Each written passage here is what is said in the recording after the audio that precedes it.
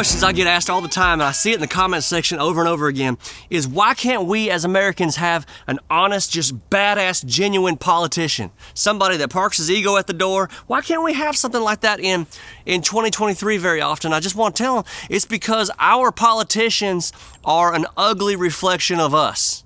And if our politicians are an ugly reflection of us as a whole, I dread looking to the bottom of that box, don't y'all? Honest politicians are almost a pipe dream these days. I mean, I tell y'all all the time, I'm still waiting on the Atlanta Braves to call up a 40-year-old shortstop. I keep my glove ready, but it ain't gonna happen. We can't live in fantasy land, can we? By the way, if you want to explain to your kids what a politician is, I think the best way to do it in modern times is just to say, son, when a clown and a serial killer fall deeply in love. I don't think most people realize we're living in an honest-to-God Jumanji movie. There is a Jumanji effect that goes on with our politicians today, and what I mean by that is it drives us absolutely nuts because we see it all just displayed out on the national stage. If y'all remember the movie Jumanji, there's a bunch of real people that get sucked into a video game and they discover their strengths and weaknesses. For instance, if you remember my favorite character, Jack Black, he gets sucked in there, and he's a big old boy, and it says his strengths on the screen. It says his weaknesses, and his strengths are something like cartography and archaeology and paleontology. And hilariously, because he's fat, his biggest weakness is endurance. He's got absolutely no endurance. That is exactly what it's like for us as American citizens to watch politicians play out, right? Because as a collective group of Americans, we're a bunch of badasses, right? I mean, we've got every single strength covered amongst almost all 330 million of us, but we've only got 435 representatives in Congress. 435?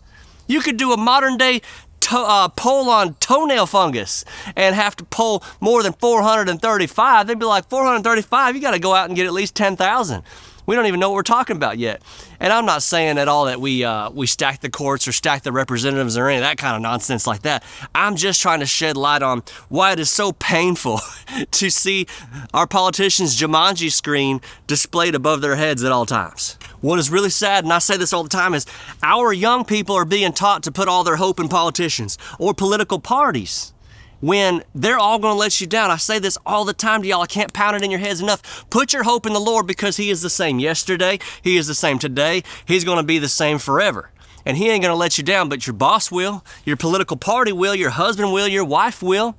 I mean, thank God our strengths and our weaknesses are not displayed over our heads like in that movie. Because if it were, I guarantee y'all, folks would stop walking around like they're so dadgum perfect all the time. Can y'all imagine? Just like dating, this is Brad, and his strengths are tall and handsome, great gun collection, weaknesses, drives a foreign truck and hates to eat barbecue. And this is Ashley. Her strengths are absolutely beautiful, great laugh, weaknesses, she is vegan and she slept with half of the football team back in high school. Yeah, that'd be a pretty big weakness. We would find out who is the best and worst amongst all of us real quick, wouldn't we? So what I'm saying, y'all, is do not get surprised when a politician you elected screws something up royally, because that just comes as naturally as me ordering country ham at Cracker Barrel. Everybody at my table knows that's coming. Everybody knows. On the flip side, though, I do feel like our politicians are very resentful of us, because we don't have that screen. We're just private citizens, right? But we can see their strengths and weaknesses up on that screen every single day, and they hate it because we demand ambition. But why do people get so resentful just over ambition? It's like if I want to mow my yard at 7 a.m. and it really pisses off my neighbor on a Saturday morning. Are you really mad because I'm mowing my lawn at 7 a.m. or are you just pissed off because old buddy's being ambitious and getting out there and you're still laying your lazy ass in bed? Which is it really? I mean, we got to talk about this.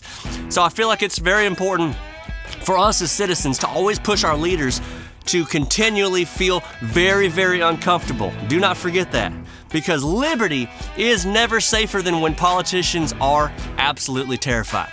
If you believe that, go ahead and subscribe. I'd love for y'all to join this army right here. We've built something really special. Big time respect to you, and God bless.